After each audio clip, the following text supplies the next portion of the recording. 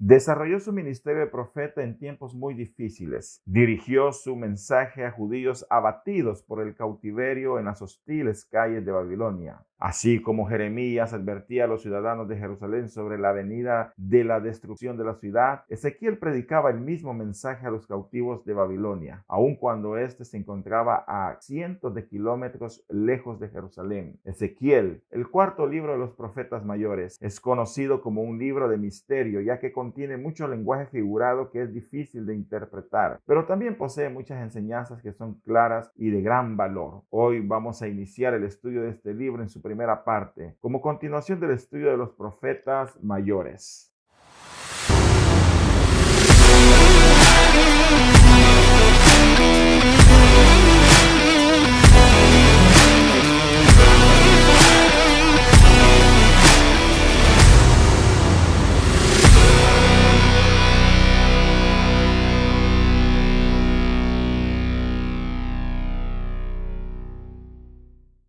El nombre de Ezequiel se traduce del hebreo Yechezkel, que significa Dios es mi fortaleza. Y algunas referencias generales que podemos mencionar en cuanto a este libro lo tenemos en los primeros 3 versículos del primer capítulo de Ezequiel. Ezequiel 1:1 dice: aconteció en el año 30, en el mes cuarto, a los 5 días del mes, que estando yo en medio de los cautivos junto al río Quebar, los cielos se abrieron y vi visión de Dios. De acuerdo al primer versículo, Ezequiel recibió su ministerio como profeta en el año 30, a los 5 días del mes, pero ¿cuáles 30 años? Muchos comentaristas están de acuerdo a que se refiere a su edad. Y en este sentido, fue a los 30 años de edad que Ezequiel comenzó a recibir estas revelaciones. Era costumbre que los hombres recibiesen el ministerio de sacerdote a los 30 años. Y fue en esta edad en el que además el Señor lo llamó a ser un profeta. Estas revelaciones las recibió estando él cautivo con los demás judíos junto al río Quebar, un brazo del Éufrates que fluye al sureste de Babilonia. Luego tenemos Ezequiel capítulo 1 versículos 2 al 3 que dicen: en el 5.º año de la deportación del rey Joaquín, a los 5 días del mes, vino palabra de Jehová al sacerdote Ezequiel, hijo de Buzi, en la tierra de los caldeos, junto al río Quebar. Vino allí sobre él la mano de Jehová. Con estas palabras, el profeta nos da más detalles en cuanto a su llamamiento, ya que fue, dice, en el año 5 de la deportación del rey Joaquín, a los 5 días del mes. El versículo 2 nos asegura un detalle más en cuanto a la fecha, y dice que fue a los 5 años después de la deportación del rey Joaquín, a los 5 días del mes, que éste vio visiones del Señor. Es interesante ver cómo Ezequiel presta gran atención a las fechas y lugares, ya que nos da increíbles detalles numéricos que nos hace fácil ubicar su ministerio en la historia. Por tanto, los estudiosos sitúan el ministerio de Ezequiel alrededor de los años 593 al 571 a.C.,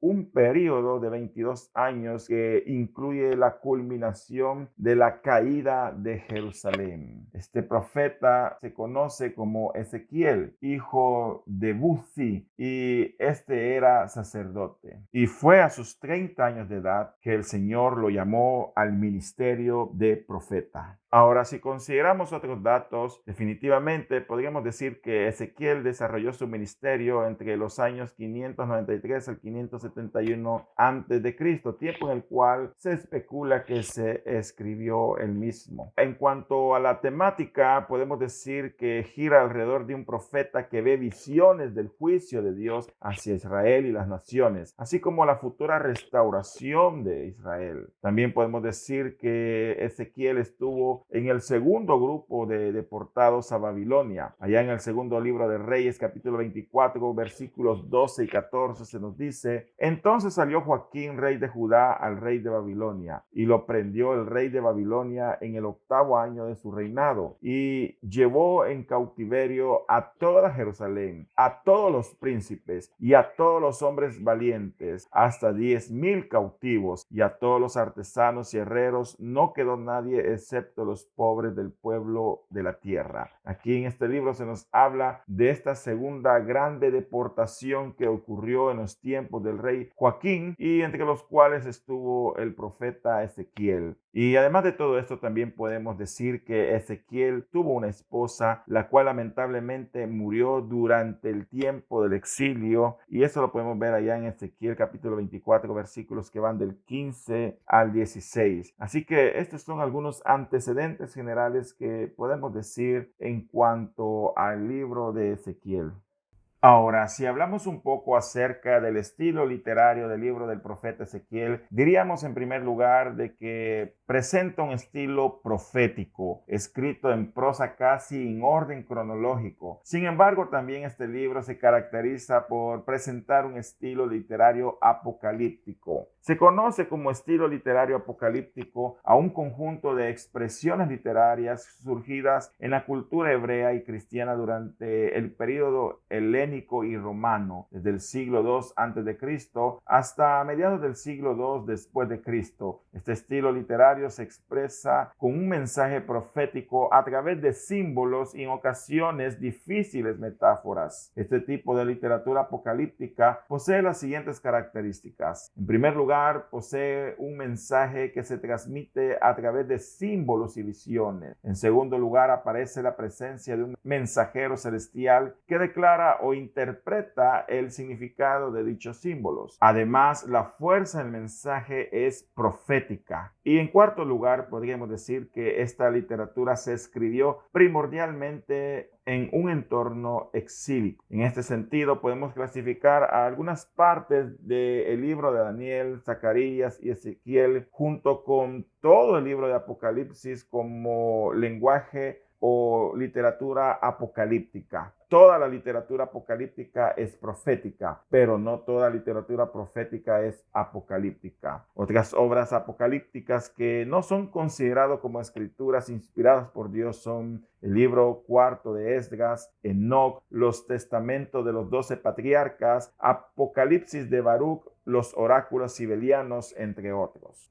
Otra característica literaria que pudiéramos destacar en este maravilloso libro de Ezequiel es la narrativa dramatizada que posee en algunas de sus secciones. En este sentido, podemos mencionar el drama que se desarrolla en algunas partes del libro con el propósito de transmitir el mensaje de Dios. Un ejemplo de esto lo tenemos allá en Ezequiel capítulo 4, a partir del versículo 1, donde tenemos la ocasión cuando el profeta dibujó la ciudad de Jerusalén en un ladrillo y la sitió, simbolizando así el asedio babilónico que venía sobre ella. Leamos Ezequiel capítulo 4 versículo 1 en adelante, que dice: Tú, hijo de hombre, tómate un adobe y ponlo delante de ti, y diseña sobre él la ciudad de Jerusalén, y pondrás contra ella sitio, y edificarás contra ella fortaleza, y sacarás contra ella baluarte, y pondrás delante de ella campamento, y colocarás contra ella ariete alrededor. Tómate también una plancha de hierro y ponla en lugar de muro de hierro entre ti y la ciudad. Afirmarás luego tu rostro contra ella, y será en lugar de cerco, y la sitiarás. Es señal a la casa de Israel. Y dice el versículo 4: Y tú te acostarás sobre tu lado izquierdo, y pondrás sobre él la maldad de la casa de Israel. El número de los días que duermas sobre él, llevarás sobre ti la maldad de ellos. Y yo te he dado los años de su maldad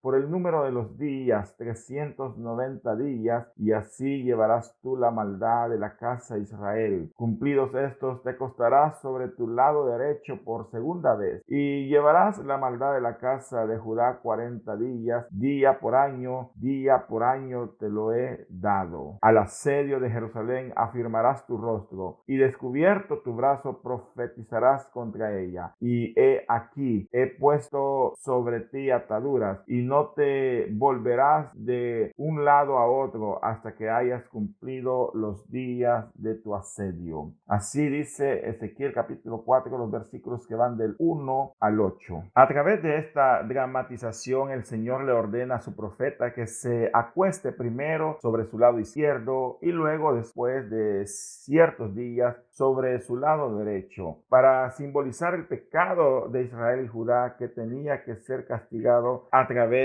del cautiverio. Así que este es un ejemplo de una narrativa dramatizada donde el Señor le ordena a su profeta que realice tal dramatización. Otro ejemplo lo podemos encontrar en Ezequiel capítulo 12, versículo 1 al 20. Podemos mencionar la ocasión cuando el profeta sacó su equipaje y salió de su casa en plena vista de todos. Cavó un hoyo en la muralla y salió por ahí para representar así la huida de los cautivos al desierto en tiempos de Sedequías. Leamos Ezequiel capítulo 1, los versículos que van a partir del versículo 1 en adelante. Dice la Biblia: vino a mí palabra de Jehová diciendo: hijo de hombre, tú habitas en medio de casa rebelde, los cuales tienen ojos para ver y no ven, tienen oídos para oír y no oyen, porque son casa rebelde. Por tanto, tú, hijo de hombre, prepárate en seres de marcha y parte de día delante de sus ojos, y te pasarás de tu lugar a otro lugar a vista de ellos, por si tal vez atienden, porque son casa rebelde, y sacarás tus enseres de día delante de sus ojos como enseres de cautiverio, mas tú saldrás por la tarde a vista de ellos como quien sale en cautiverio. Delante de sus ojos te abrirás paso por entre la pared y saldrás por ella. Delante de sus ojos los llevarás sobre tus hombros, de noche los sacarás, cubrirás tu rostro y no mirarás la tierra, porque por señal te he dado a la casa de Israel. De esta forma dramatizada, el profeta actúa a plena vista de los judíos, mostrando cómo los habitantes de Jerusalén intentarían huir del asedio babilónico a través de cavar hoyos en la muralla de la ciudad. Así que estos son algunos ejemplos que tenemos acerca de la narrativa dramatizada que podemos encontrar en este libro. Finalmente, podemos decir que en el libro de Ezequiel encontramos alegorías. Literalmente, la palabra alegoría significa hablar figuradamente, y esta es una figura literaria que busca representar una idea valiéndose de las formas humanas o incluso de objetos o animales cotidianos. Entre las alegorías que el libro de Ezequiel presenta, podemos mencionar algunas de ellas. Por ejemplo, tenemos la alegoría de las dos águilas y de la vid. Esto lo encontramos allá en Ezequiel capítulo 17, versículo 1 al 10. Leamos lo que dice este pasaje bíblico. Vino a mí palabra de Jehová diciendo: hijo de hombre, propón una figura y compón una parábola a la casa de Israel. Y dirás: así ha dicho Jehová el Señor: una gran águila de grandes alas y de largos miembros, llena de plumas de diversos colores, vino al Líbano y tomó el cogollo del cedro. Arrancó el principal de sus renuevos y lo llevó a tierra de mercaderes y lo puso en una ciudad de comerciantes. Tomó también de la simiente de la tierra y la puso en un campo bueno para sembrar, la plantó junto a aguas abundantes, la puso como un sauce y brotó y se hizo una vid de muchos ramaje, de poca altura, y sus ramas miraban al águila y sus raíces estaban debajo de ella. Así que se hizo una vid y arrojó sarmientos y echó mugrones. Había también otra gran águila de grandes alas y de muchas plumas. Y aquí que esta vid juntó cerca de ella sus raíces y extendió hacia ella sus ramas para ser regada por ella y por los surcos de su plantillo. En un buen campo junto a muchas aguas fue plantada, para que hiciese ramas y diese fruto, y para que fuese vid robusta. Diles: así ha dicho Jehová el Señor: será prosperada, no arrancará sus raíces y destruirá su fruto, y se secará, todas sus hojas lozanas se secarán, y eso sin gran poder ni mucha gente para arrancarla de sus raíces. Y aquí está plantada, será prosperada, no se secará del todo cuando el viento solano la toque, en los surcos de su verdor se secará. Ahora, si tratamos de entender esta alegoría, en este relato figurado, la primera gran águila representa al rey de Babilonia, el cual llegó al Líbano, al coyogo del cedro que representa al rey de Judá. Y fue así que esta gran águila arrancó el principal de sus renuevos y lo llevó a tierras de mercaderes, lo cual es una alusión a la deportación de los judíos a Babilonia, pero una vid sería plantada allí y de nuevo retoñaría, dando esperanza al futuro regreso de los judíos del exilio. Luego, la segunda águila representa al rey de Egipto, y la vid que creció ahí son los judíos que huyeron a esa tierra, pero estos perecerían ya que la vid no prosperaría en ese lugar. Luego tenemos el relato de Ahola y Aholiba, alegorías de Samaria y Jerusalén. Esto lo podemos encontrar en el capítulo 23 del libro de Ezequiel. A través de esta increíble alegoría, el Señor relata la infidelidad de dos hermanas que se prostituyeron con sus amantes, y de esta forma simbólica representa la infidelidad de Israel y de Judá. Pero leamos un poco lo que nos dice Ezequiel capítulo 23. Leamos los versículos que van del 1 al 4, que dice: Vino a mí palabra de Jehová diciendo: Hijo de hombre, hubo dos mujeres, hijas de una madre, las cuales fornicaron en Egipto, en su juventud fornicaron. Allí fueron apretados sus pechos, y allí fueron estrujados sus pechos virginales. Y se llamaba la mayor Ahola, y su hermana Aholiba, las cuales llegaron a ser millas, y dieron a luz hijos e hijas, y se llamaron Samaria Ahola y Jerusalén Aholiba. Con estas palabras, el Señor presenta el inicio de esta gran alegoría, donde de manera simbólica está representando a Israel y Judá como dos hermanas. Una de ellas se llama Ahola, que en el versículo 4 se representa por Samaria. Y si recordamos, Samaria llegó a ser la capital de Israel, por tanto, Ahola representa a Israel. Mientras que Aholiba dice que representa aquí a Jerusalén, que es la capital de Judá, y por tanto podemos entender también que Aholiba representa a la nación de Judá. De igual manera podemos considerar el significado de los nombres de Ahola y Aholiba. Ahola es un nombre en hebreo que significa tabernáculo de ella, mientras que Aholiba significa mi tabernáculo en ella. Así que este es el significado de los nombres de estas dos mujeres que representan, como ya dije,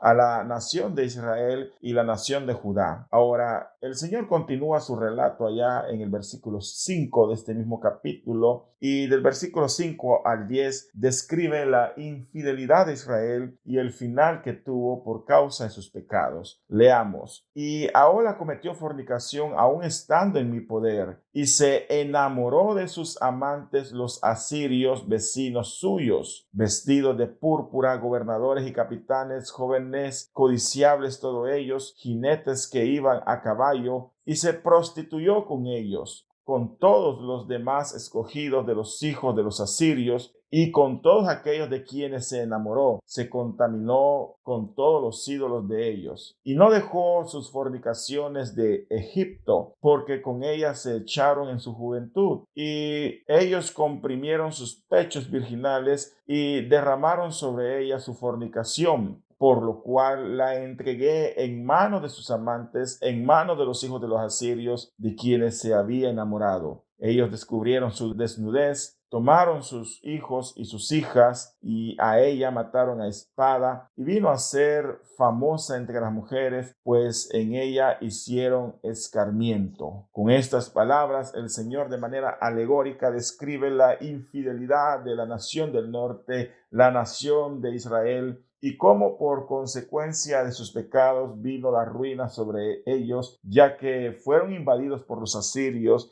destruyeron la nación y muchos de ellos fueron deportados a Siria. Luego, en los versículos 11 al 17, se nos describe la infidelidad de Aholiba, que es Judá. Leamos lo que dice Ezequiel, versículo 11 al 17 de este mismo capítulo 23. Y lo vio su hermana Aholiba, y enloqueció de lujuria más que ella, y sus fornicaciones fueron más que las fornicaciones de su hermana. Se enamoró de los hijos de los asirios, sus vecinos, gobernadores y capitanes, vestidos de ropa y armas excelentes, jinetes que iban a caballo, todos ellos jóvenes codiciables, y vi que se había contaminado. Un mismo camino era el de ambas, y aumentó sus fornicaciones, pues cuando vio a hombres pintados en la pared, imágenes de caldeos pintadas de color, ceñidos por sus lomos con talabartes y tiaras de colores en su cabeza, teniendo todos ellos apariencia de capitanes a la manera de los hombres de Babilonia, de Caldea, tierra de su nacimiento, se enamoró de ellos a primera vista y les envió mensajeros a la tierra de los caldeos. Así pues se llegaron a ella los hombres de Babilonia en su lecho de amores y la contaminaron, y ella también se contaminó con ellos, y su alma se hastió de ellos. Con estas palabras el Señor describe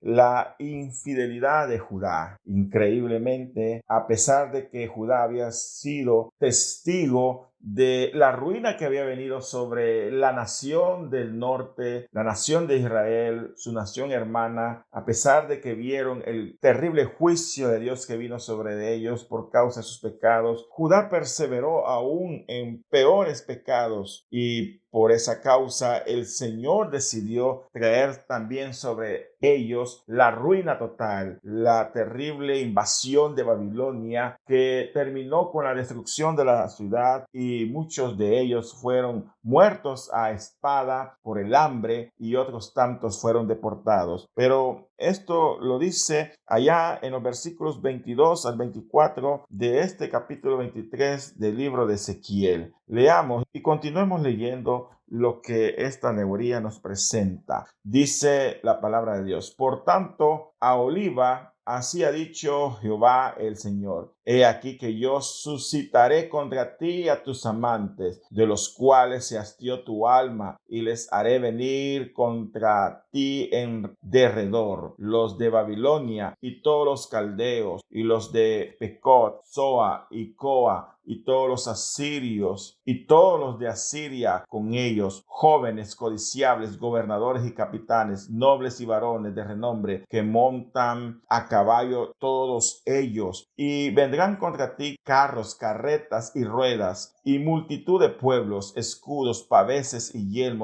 pondrán contra ti en derredor, y yo pondré delante de ellos el juicio, por sus leyes te juzgarán. Con estas palabras el Señor describe el terrible juicio que iba a venir a la ciudad de Judá y Jerusalén por causa de los pecados de ellos. Así que esta alegoría es una hermosa pieza literaria que nos habla de la infidelidad de las naciones de Israel y de Judá, y cómo por causa de su infidelidad a Dios vino sobre ellos la ruina total. Finalmente podemos poner otro ejemplo de alegorías que se encuentran en el libro de Ezequiel. Y allá en el capítulo 24 se nos presenta la alegoría de la olla hirviendo. Esta es una alegoría del juicio inminente que venía sobre Jerusalén. Y esto lo podemos leer allá en Ezequiel capítulo 24. Leamos desde el versículo 1 en adelante. Dice: vino a mí palabra de Jehová en el año 9,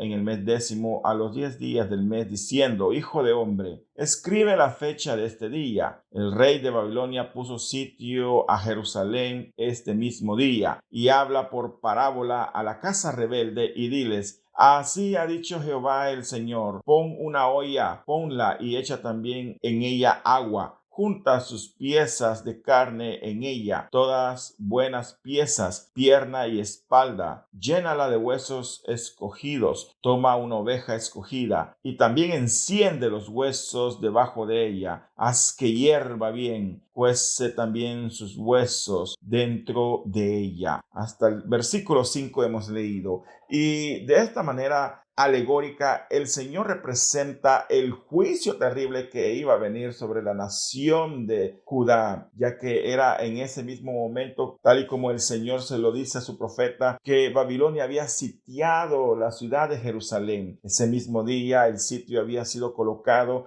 y era cuestión de tiempo para que la gran nación cayese ante los babilonios. Y este juicio terrible era representado de manera alegórica a través de una olla que hervía en gran manera, y ese hervor representaba la ira de Dios, el juicio terrible que venía sobre la nación de Judá, y toda Jerusalén, su gran capital, iba a caer ante Nabucodonosor, rey de los babilonios. Así lo dice el Señor en el versículo 6 de este capítulo 24, donde dice: pues así ha dicho Jehová el Señor, ay de la ciudad de sangres, de la olla herrumbrosa, cuya herrumbre no ha sido quitada, por sus piezas sácala, sin echar suerte sobre ella. Y dice el versículo 7, porque su sangre está en medio de ella, sobre una piedra alisada la ha derramado, no la derramó sobre la tierra para que fuese cubierta con polvo.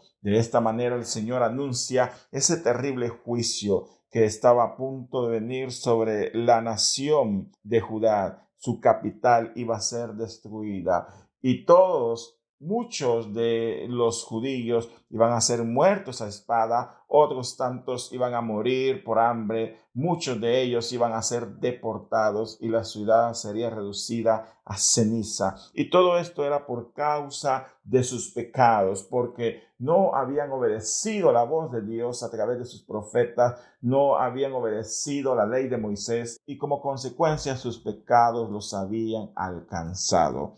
Así que estos son algunos ejemplos que tenemos de alegorías. Como vemos, el libro de Ezequiel es un libro que posee mucha riqueza literaria, es un libro muy interesante y profético en gran manera. Por tanto, va a ser un deleite poder continuar estudiándolo. Pero esto es lo que podemos mencionar por el momento acerca del estilo literario del libro de Ezequiel. Ahora pasemos a considerar los antecedentes históricos y políticos que envuelven al libro de Ezequiel. Y si consideramos este diagrama, vemos que después de Josías, en el año 640 a.C., no volvió a haber rey bueno en Judá. Y durante el tiempo de Josías se da la batalla de Nínive, donde Babilonia derrota a Siria en el año 612 a.C. Luego, a la muerte de Josías, Joacás sube al trono en Judá en el año 602 a.C., pero después de 3 meses es depuesto de su cargo por el rey Necau, rey de Egipto, y es llevado cautivo a esta nación. Luego, en ese mismo año, el rey Necau coloca a Joacim como rey de Judá y posteriormente ocurre la batalla de Carquemis en el año 605, donde Egipto es derrotado por Babilonia y ésta se convierte en la nación que gobernaría a todo el mundo antiguo en el Medio Oriente. Luego, en el año 598 a.C., Nabucodonosor invade Jerusalén. Joacim es depuesto de su cargo y en su lugar reina sobre Judá Joaquín como un vasallo del rey de Babilonia. Es en este año que ocurre la primera deportación a Babilonia, entre los cuales se encontraba el profeta Daniel. Luego Joaquín se rebela en contra del rey de Babilonia y en el año 597 a.C. Jerusalén es invadida por segunda vez y Joaquín es llevado cautivo a Babilonia. Y en su lugar Nabucodonosor coloca a Sedequías como el rey de Judá. Es en este año que ocurre la segunda gran deportación y aquí Ezequiel es deportado a Babilonia. Finalmente, para el año 586 a.C., Sedequías se rebela en contra del rey Nabucodonosor y Babilonia invade Jerusalén, la cual es totalmente destruida, sus muros son derribados y el templo quemado. Luego ocurre la última deportación de los judíos que sobreviven a dicha invasión. Es durante este periodo, desde los tiempos del rey Josías hasta la destrucción del templo de Jerusalén, que Jeremías ejerció su ministerio, como ya lo vimos anteriormente. Y a través de esta ilustración gráfica también podemos ver el tiempo en el que los otros profetas de Dios fueron llamados a ejercer el ministerio de profeta. Hablamos de Daniel durante la primera deportación y Ezequiel durante la segunda deportación, tal y como lo podemos ver en la imagen que vemos en pantalla.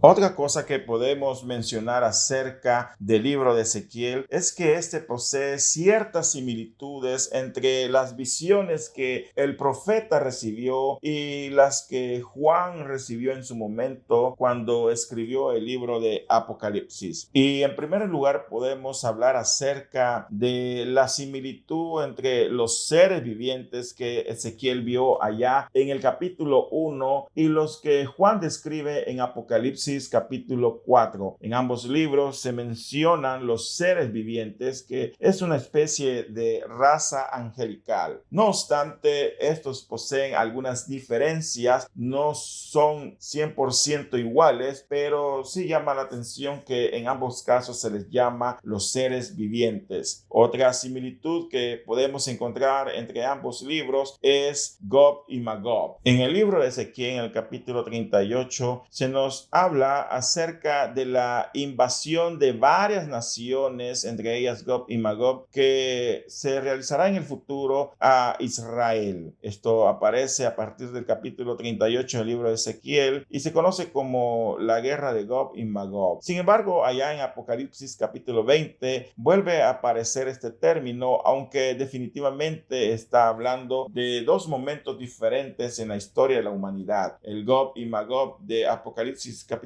20 no corresponde al mismo Gog y Magog de Ezequiel capítulo 38. Sin embargo, es interesante ver que en ambos libros se utiliza este término para hacer referencia a diferentes guerras que tendrán lugar en el futuro. Luego también tenemos allá en Ezequiel capítulo 3, donde el Señor le ordena a su profeta el comerse el librito. Y de igual manera, allá en Apocalipsis capítulo 10, a Juan se le ordena lo mismo. Así que tenemos también esta similitud, tanto en Ezequiel como en Apocalipsis 10, de la orden dada al profeta de comerse el libro. Luego tenemos la visión del templo. Esta aparece allá en Ezequiel capítulo 40 al 48, donde podemos ver de manera muy detallada las instrucciones que Ezequiel recibe en cuanto a un templo que se va a erigir en el futuro. Y de igual manera, allá en Apocalipsis capítulo 21, vemos que también a Juan les da una visión muy similar, donde él ve el futuro templo de Israel. Luego, finalmente, podríamos hablar de la similitud que aparece entre Ezequiel y Apocalipsis cuando se menciona el río de agua viva. Esto lo podemos ver allá en Ezequiel 47 y de igual manera en Apocalipsis capítulo 22 este término es mencionado. Así que estas son algunas similitudes entre las visiones que Ezequiel y Juan recibieron. Vemos que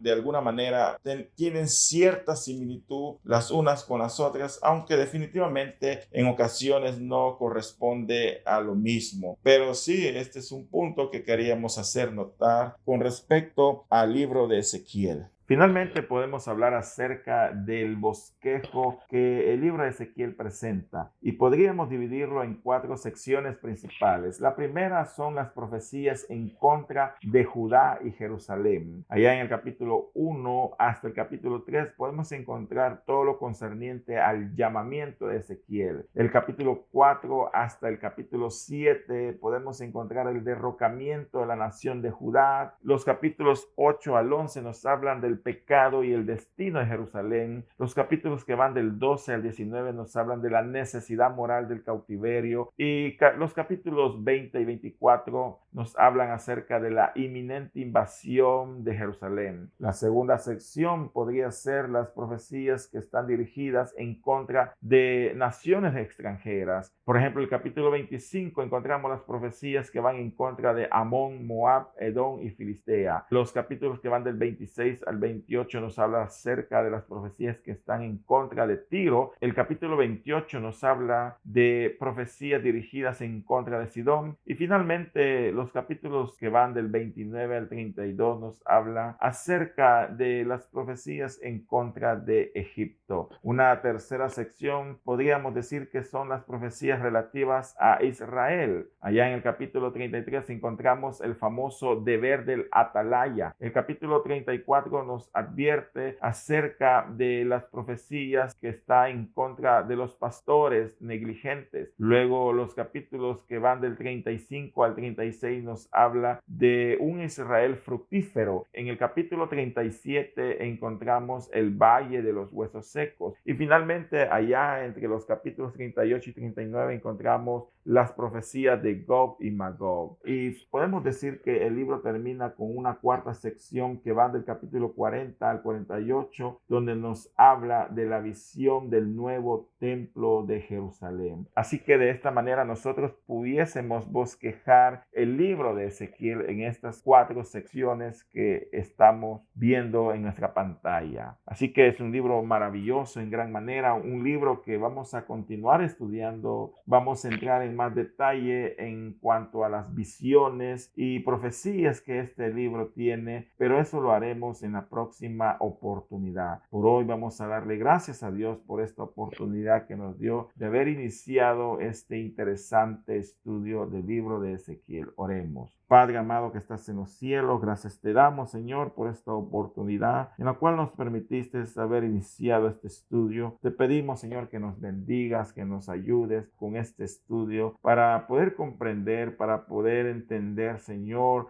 estas maravillosas visiones, profecías y enseñanzas que están contenidas en este libro para cada uno de nosotros. En el nombre de Jesús te lo pedimos. Gracias eterno, Señor, porque tú eres el que nos da la capacidad del entendimiento para poder comprender estas verdades maravillosas que están en tu libro, la Biblia. En el nombre de Jesús oramos. Amén y amén.